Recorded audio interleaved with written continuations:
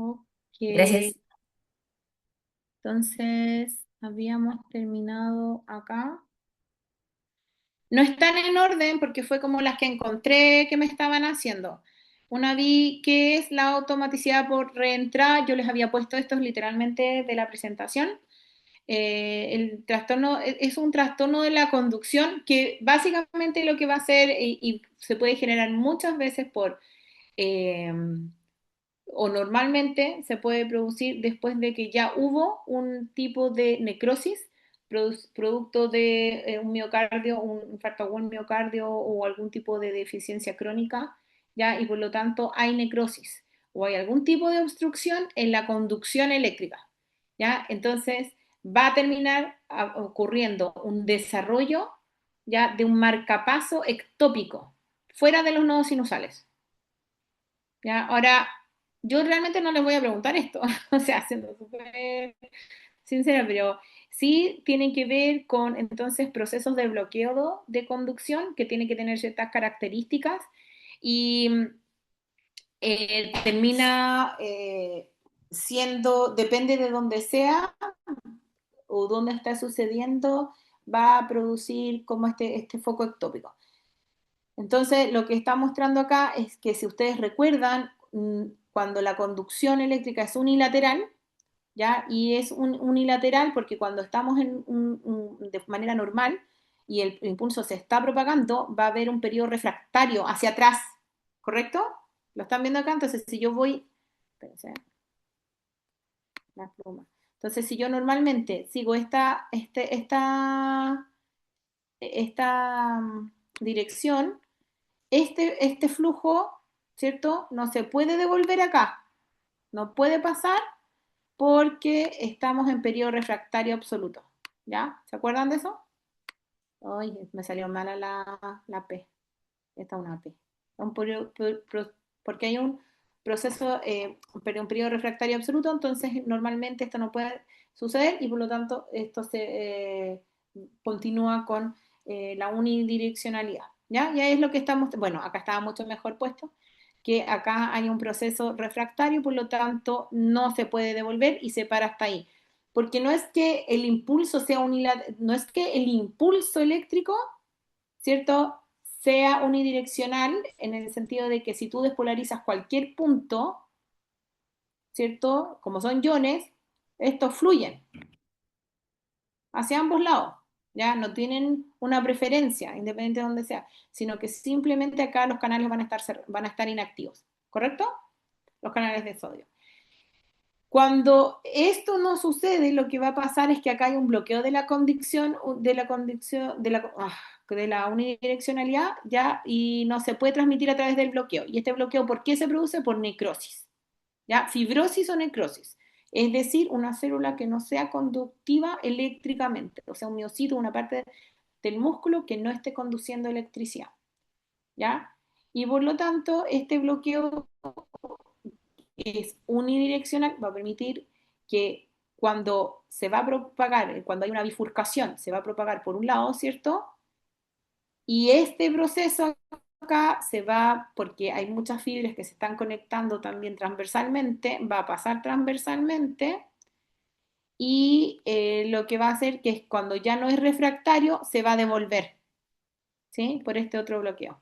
Entonces es un bloqueo unidireccional que no permite que pase hacia un lado, pero sí va a permitir entonces que se devuelva la conducción eléctrica y por lo tanto se va a estar haciendo un loop de actividad eléctrica que termina funcionando como un marcapaso a la larga, porque cada cierto tiempo se va a estar desbloqueando, desbloqueando, ¿ya? Entonces, eh, lo que acá mismo dice, el sistema se termina transformando como un marcapaso ectópico, ¿cierto?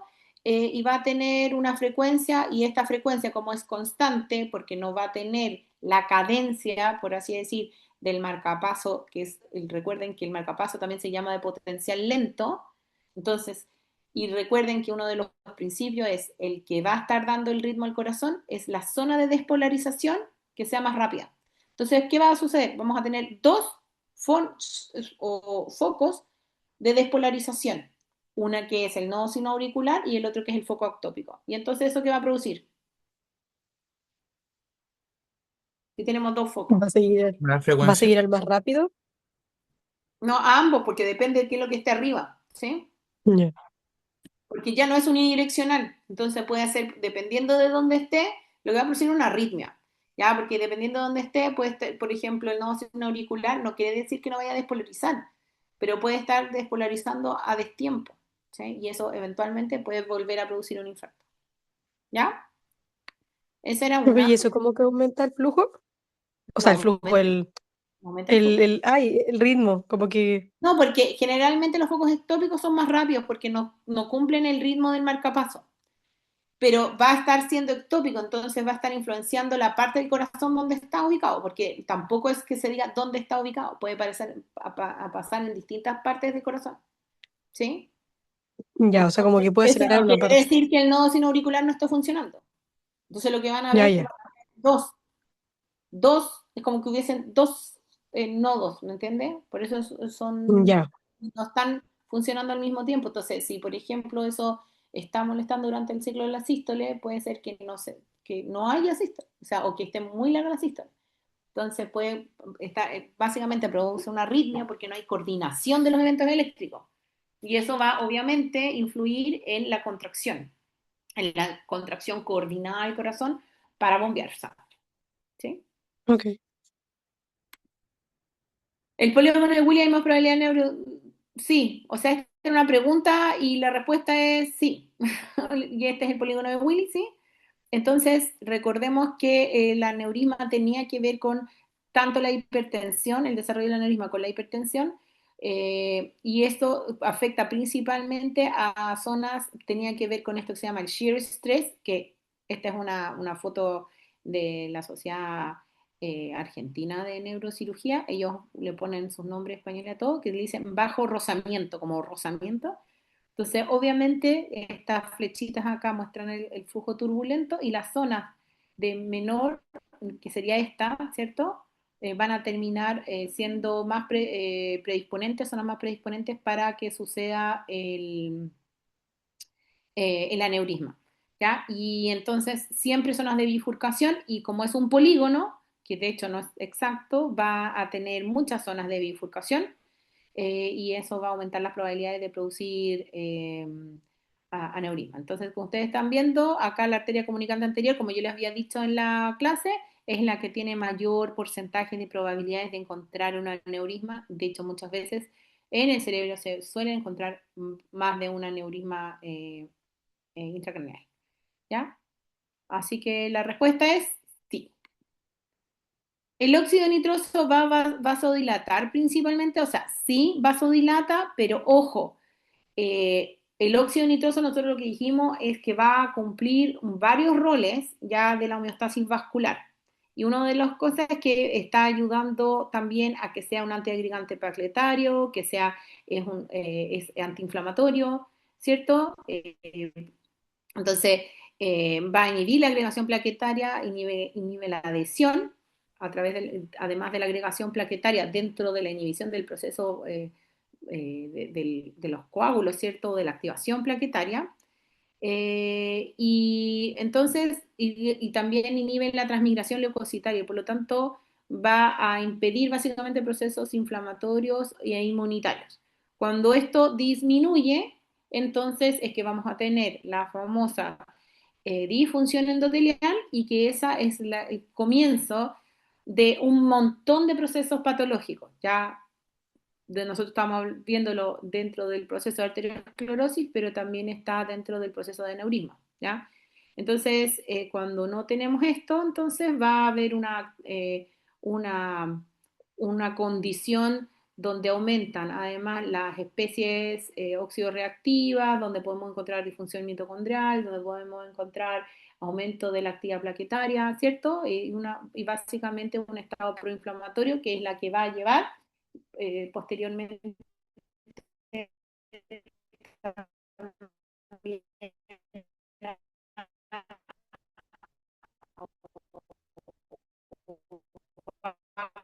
comenzar el desarrollo de La, ahora, ya, por ejemplo, donde ya hay un cierto nivel de rigidez, sea por placa arteriosclerótica, ya, eh, obviamente ya no se va a poder vasodilatar. Ya una arteria que está rígida no solo disminuye su diámetro, no puede adaptarse, entonces no puede adaptar el flujo, aumentando la presión, aumentando el flujo turbulento.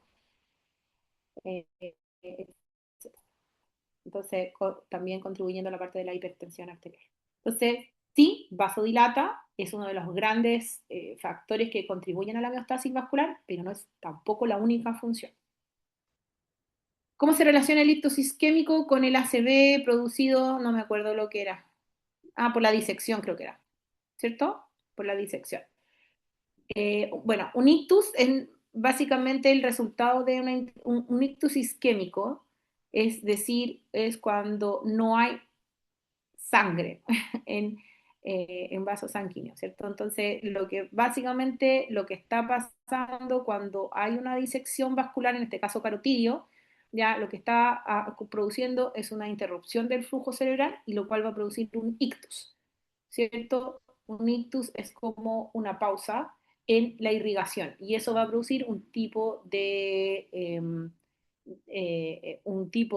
accidente cerebral vascular isquémico, ¿ya? A diferencia del que podría ser uno hemorrágico. ¿Cuándo podríamos tener, por ejemplo, un hemorrágico? Cuando se rompe un aneurisma. Ahí podríamos tener Entonces, el ictus isquémico tiene, como consecuencia de una disección, tiene que ver con una disección más distal, por ejemplo, a nivel carotidio o a nivel de otro nivel de la arteria cerebral que está entregando flujo, y entonces la parte isquémica, es decir, la parte que no está recibiendo ese flujo, es donde va a haber eh, la hemorragia, o sea, perdón, el accidente cerebral. ¿Eso se entendió? ¿Sí? Yo creo que eso era fácil de entender. Bueno, si tienen una duda ahí me avisan.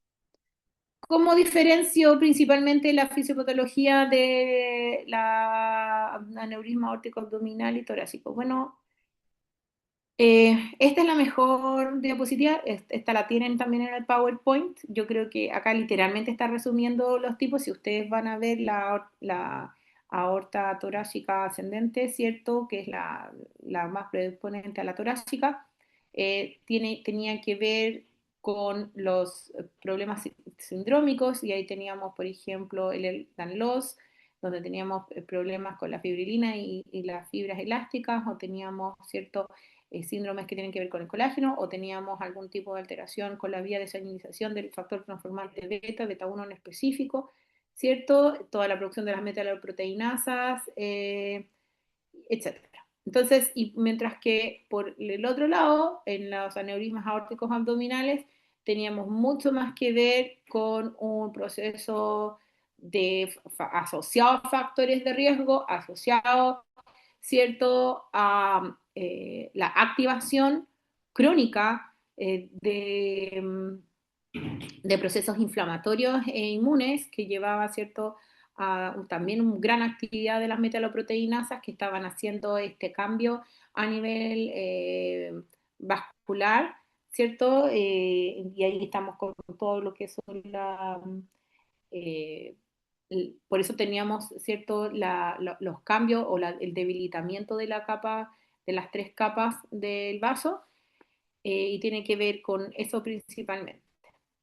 En el sentido del aneurisma intracraneal, tiene que ver mucho con la hipertensión arterial, con los flujos y también con estos procesos, ¿cierto?, de metaloproteinasa, de cambios de los tipos, del fenotipo, perdón, de, de las células musculares lisas de los vasos, ¿cierto? A uno contráctil, a uno productor de colágeno, la pérdida de la media con el tiempo por la actividad de las metaloproteinasas, etc. Entonces, yo creo que toda la información está esa en el PowerPoint, lo vimos a extensión en la clase y yo creo que está bastante claro, pero esta es realmente la que tiene el resumen y revísenlo, ¿no? Hipercalcemia e hipocalcemia. Esta era la de la yo.